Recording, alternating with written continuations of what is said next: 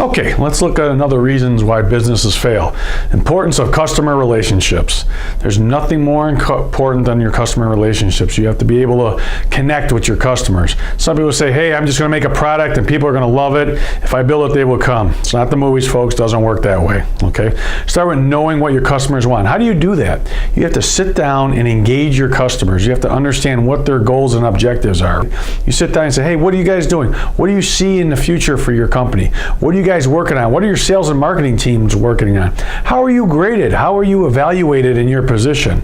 Those types of questions can open up your customers. Say, hey, here's what we're looking at. Here's where we want to go. We want to go more online. We want to go in more technology. Whatever it is, you can figure out where your customer is coming from. That's part of the emotion of a purchase. There's always emotion in purchasing, and your customer is trying to achieve something as well as you're trying to achieve something. So you want a mutual win. You hear win-win all the time, but it's really true. And the only way you can have that relationship is if you truly understand what your customer is looking for. Make your customer feel valued. Everybody wants to feel valued. They want to be thanked. And it's more than thanking a customer for buying something. I spend a lot of time giving my customers industry information, even stuff that has nothing to do with my product, because I know it's in their interest. You may have a buyer that's buying, 10 different items. You can give them some information on 2 or 3 items that has nothing to do with you. They realize you actually care about their success. And you literally have to care about their success. You don't just do that on the surface because you're trying to get their business. Really, you want your customer to succeed. If your customer succeeds and you succeed, there's nothing better than that. Now, kind of a funny story. I got my hair cut at a place for, 5, 6, 7 years. And I started at $20, went to 25, 30. Well, I got the $40, right? I don't need a $40 haircut. So I decided to find a small business near my house, and I called them. And I said, hey, how much for a haircut? They said, $25. I said, okay, fine. I go, can you sign me up for Saturdays on a Tuesday? They call me on Friday, and they say, hey, guess what? We got to reschedule you. I go, oh, what's the matter? So we had another customer come in, and they want to get something else done with the designer or the haircut person we had assigned to you. You got to come in at Tuesday at 4. Now, first of all, don't tell me when I'm coming in. Second, well, I can't come in Tuesday at 4. Well, when can you come in? I said, just forget it. Now, can you imagine that? I'm going to be a brand new customer in a new place, and they call me up and say, they tell me when I'm going to come in to get their service. It's ridiculous. Remember, everybody knows about 200 people. I tell everybody in my neighborhood what a lousy place that is. Don't go there. Go somewhere else.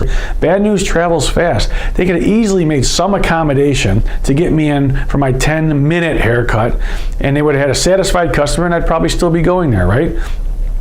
You got to show value to customers. What I thought when they called me was like, they don't care about me. They have no interest in what I'm doing. They don't care if I'm their returning customer or not. It's ridiculous. The customer service is almost a lost art.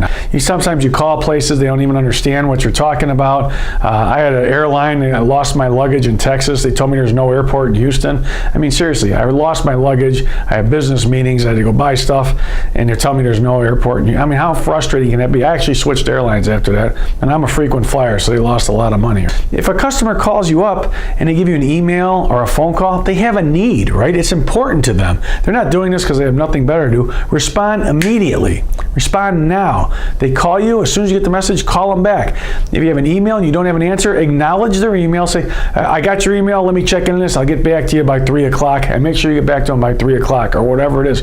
Always acknowledge. Even if you don't know the answer, acknowledge the email and that you're going to work on it and you're going to get back to them in a certain amount of time, and they always need to know what amount of time that is, and you have to hit that deadline. Ask them for ideas. What a great way to grow a mutual relationship is ask your customer for their ideas. They feel important when you do things like that. You say, hey, listen, what's going on in your industry? What are you guys looking at? Now, I got most of my new product ideas from my customers, right? Oh, we got to start looking at this, or we got to start looking at, or this popped up, nobody saw this coming, or the EPA, or whatever it is. Things are constantly changing. You constantly have to have fluid in your business plans, and the best way to know how things are changing or get the people that are in it every day, which is your customer. So when you get a customer, they're unbelievably valuable. Remember how hard it was to get them? Let's reward our customers. Let's reward them with great customer service. Maybe give them a loyalty card of some sort, or you give them, if they're ordering consistently, give them an order and give them a few % off, 5-10% off or something. Say, hey, listen, next 30 days, because you're a great customer, I'm going to give you X% off. Maybe they jack their orders a little bit to take advantage of it. They get a win. They appreciate it. Make sure the offer is exclusive to them. They want to feel special. Everybody wants to feel special. When you go buy a car, it's funny. Everyone who buys a car says, I got a great deal. There's nobody in the history of the world that had bought a car. But all that matters is if you felt like you got a great deal. If you felt like you got a great deal, then you did get a great deal. That's what you have to make your customers feel. Feel special. Make sure they understand they got a great deal. Make sure you're treating them well. Think about it. You want everything for long term. You don't just want this order, you want the next 10 orders.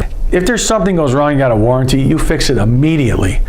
Right away. Don't question the customer. Don't sit there and beat them to death. Don't make them jump through a bunch of hoops. Don't do much. Just say, hey, you know what? I accept that you weren't happy with the product. What can I do to make you happy? And make them happy. And then they'll tell the 200 people they know how great of a company you are. A lot of times, we had a customer, specifically in Upper New York, a long time ago, was warranting product like crazy. And we stood behind it, and we stood behind it, even though some of it became customer abuse, and we settled on a bunch of things, but we constantly stood behind our product. That particular gentleman wrote an email to the entire state of New York on what a great company we were. Now, out of all my customers, I think he would be the last one that would write an email because he was warranting our product. However, he wrote that email. We got a lot of other business on it just because we stood behind our product. So you gotta remember, you're investing in your company. A warranty is an investment in a future relationship between you and your customer. That's how you have to look at it.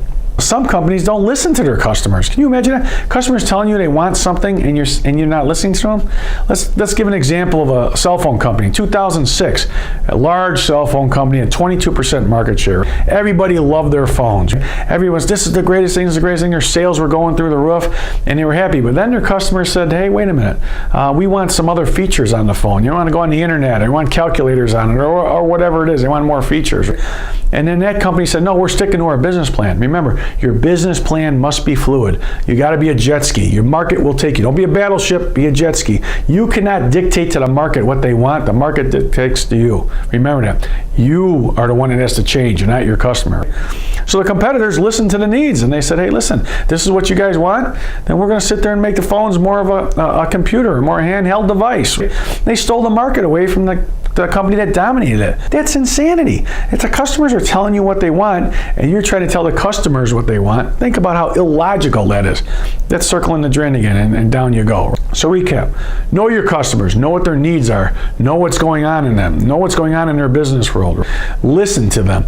Let them know they're unique. Show them the value that you're bringing to them. That's what you want to do. Next, we're going to talk about your brand.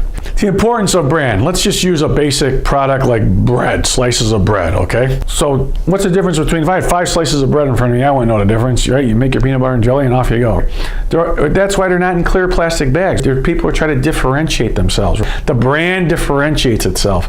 It's very important to people in their buying decision. Why do you go to the supermarket and you buy the same loaf of bread you've been buying forever? Because you're used to the brand. You trust the brand. It has unique value to you. If people don't know who you are and you haven't built your brand, they don't feel comfortable in buying from you. So that's a big part of selling things. Now, the bread's still the same no matter what wrapper it's in it, right? So you can't sit there and say, I got the best tasting piece of bread or something's different about it. Right? The bread's the same. You're changing the environment around the bread, which is drawing customers to buy your bread. So you see, it's just not always just a product. It's the surrounding world around your product, the customer service, the marketing, the branding. Your unique value, if it doesn't translate to the customer, it's not a unique value. Nobody cares about it. You always hear the CDC, right? Customers don't care. If they don't get it, they don't care. They move on to something else. They have lots of options. There's tons and tons of options. Think about even television. I grew up, there were 4 or 5 channels. I think my cable has 300 channels now. The world is full of options now. You have to differentiate yourself. You have to find a way to make yourself different. Let's face it, customers they have needs, and they're gonna fulfill their needs with either you, a competitor, or some other way. If you don't have a niche, you don't have a business. And if you can't explain that niche, if the customer doesn't understand that niche, the customer thinks you're just full of hot air, then they're not gonna see the value and they're not gonna go with you. So you have to be able to translate that and interpret and explain to your customers what your niche is, why it's valuable, and why they should become with it, okay? Does your brand need to evolve? Let's think about that. Certain companies way back when say, I made wagon wheels or the phone. We're just gonna make a phone and it's gonna be the slickest phone in the world, but we're not gonna make it as a personal device. Everything has to evolve. If you're hot now, you need to prepare for getting hot later. You got to have a lot of balls in the air. Otherwise, you're not going to have something for the future. So even if you're doing something well now, things change quickly. Customers like change. Customers are always looking, what's new? Every time I go to a customer, Scott, what's new? Scott, what are you guys doing that's new? What's different? What's new? You better have something every time you go there. If you go there with the same old story, you're wasting their time. So now you understand your customers. You've done your due diligence. You know what they want. You know how to connect with them. You got their feel and so forth. Let's talk about competitors. You have to know your competitors inside and out. Know exactly what they're doing, know exactly what they offer, exactly what their props are, their propositional value. You have to know what they're doing. And you can get a lot of that information from your customers. Don't be afraid to ask your customers, hey, have you heard from so-and-so, heard from so-and-so? A lot of times they'll say, oh yeah, they're working on a product, blah, blah, blah. We're kind of interested in that. Okay, why are you interested in that? And then you got to start working to get to that level and make it one step better, right? Never underestimate your competition. If they come up with an idea, oh my God, that's crazy, or that'll never work, or so forth, right? The Wright brothers, you can't fly planes, right? You got to realize, don't underestimate the competition. Look what Uber has done for the taxi cab world. And oh, people aren't going to share rides, that's crazy. It's unbelievable. So never underestimate, take everything serious. It's always good to be a little bit paranoid about your competition. It keeps you on edge, and make sure if you see something coming out that you take a look at it and you really evaluate it and make sure that it's something that you can do better. And if they one up you, you got to one up them as soon as possible. They will innovate. They're going to try to do it better than you. They're going to try to do it cheaper and faster. That's the world. That's America. That's why there's entrepreneurs out there, because they think they can do something better. That's why we're here having Bootcamp, to show you, hey, maybe you can do something better, but there's a lot more to it. Look at their strengths. Why are people buying from them? You know what I like to do a lot is I like to pretend I work for the competition. How would I sell against myself? We do this all the time. We would take our competitor's product, we'd bring it in the room, and we would sell it to our customer service people and act as the competitor. And that's a real good way to figure out, hey, how are they selling against us? You can sell anything. So how are they selling against us, and how are we going to combat that? So when our customers are hearing this speech, what are we going to say to them to combat it? And then when are we going to go to the next level? When you're competing, what's the first thing what's the first thing you look for? Is price. Price. Everybody wants price, right? The first thing you do, no matter what you're looking for, is what's the price? Let's look at some strategy for pricing, all right? Tip number 1, always remember greed invites competition. I say that constantly around here. Even your most loyal customers want to make sure they're getting a decent value. So don't just sit there and say, oh, I'm friends with so-and-so, they would never leave me and so forth. Guess what? If so-and-so finds out they can buy a similar product for 25% cheaper and you've been taking advantage of them, you have broken the trust and it's over.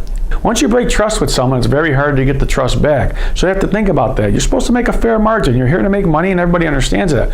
Don't get greedy, because greed invites competition. Even in your market, don't get greedy in your market. If you got a unique product and you got a unique market, don't get greedy, because that'll invite other people in. 2 is premium pricing. Sometimes you can have premium pricing for a short period of time. Let's assume you did a lot of research, a lot of R&D, you bought up a lot of equipment and so forth. Do some premium pricing, but don't do it forever. It's short term. Make sure when you start getting in and the market starts changing that you adapt to the market. 3, let's talk about penetrating a new customer, penetrating the market, right? Some will say, I'm just going to drop my price until someone starts buying from me.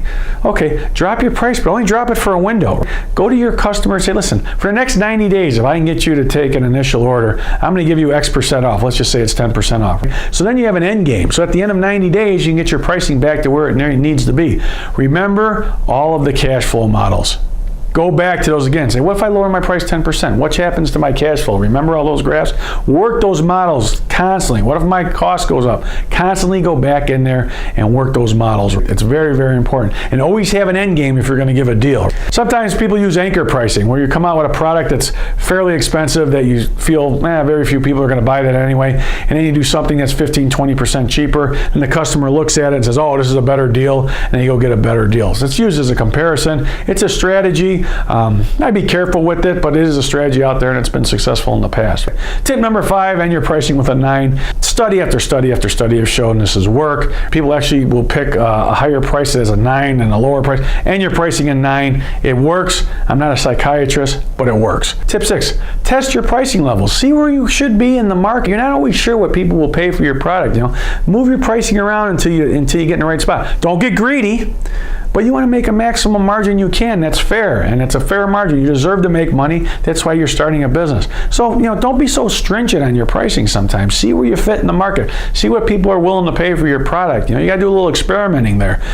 Don't just say, I got to sell at this or I'm going to do nothing. Right? You got to be fluid. Remember, everything in entrepreneurship is fluid. If you're going to be a rigid entrepreneur, then don't go any further. If you're going to be a fluid entrepreneur, you're going to react to your customers' needs and the market, then you got a chance of success. Another topic, keep your customers happy. I know this sounds mundane, but seriously, folks, deliver your stuff on time. And if you're not going to deliver on time, call your customer up and let them know you're going to be late. Be proactive. It works. Customers respect that. Nothing worse than a customer going to look for the product and say it's not there, and all of a sudden you get the call. They're already upset by the time they get to the phone. The other thing is manage your inventory. And be very, very careful of this. Too much inventory, remember how it hurts the old cash flow model? Too little inventory, you can't deliver, right? So you really got to spend a lot of time in managing your inventory. Let's look at some strategies for managing inventory. Tip number 1, lead times from your suppliers.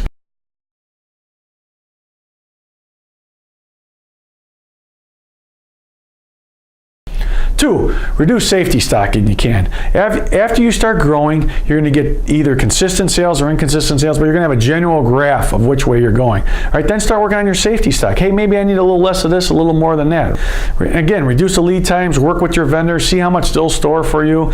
If they're 3 days away from shipping, see if there's a way that you can get the shipping done quicker. There's all kinds of ways you can do things. Tip 4, forecast and relationships with your suppliers. If you think something's coming, you got a blip, either up or down, something's going on. If you can give a heads up to your suppliers, that is a huge advantage. It's huge for them, it's huge for you, especially if you get the good news, like you're going to get a big uptick in business, something's going on that you've been working on, and your customers acknowledge that you're going to get it. Immediately call up your supplier, say, hey, listen, I need to work with you guys. We need to jack up our production.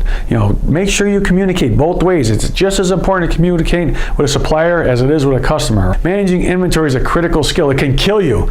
Think about all the people that have bought a ton of inventory and it was the wrong product and they had to liquidate it or something happened to it. Don't forget, it can get hit by a forklift. Someone can knock it over. Someone can damage it in the back. You could have a leaky roof.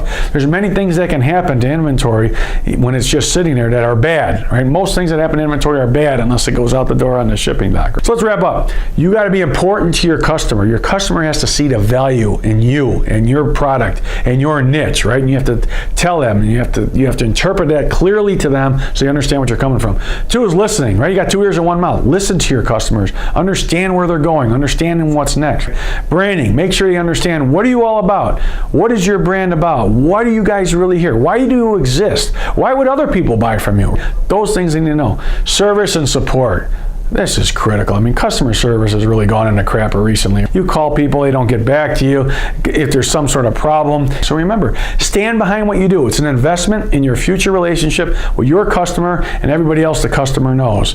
Nothing's more important than taking care of your customers, because if you don't take care of your customers, someone else will. Thank you.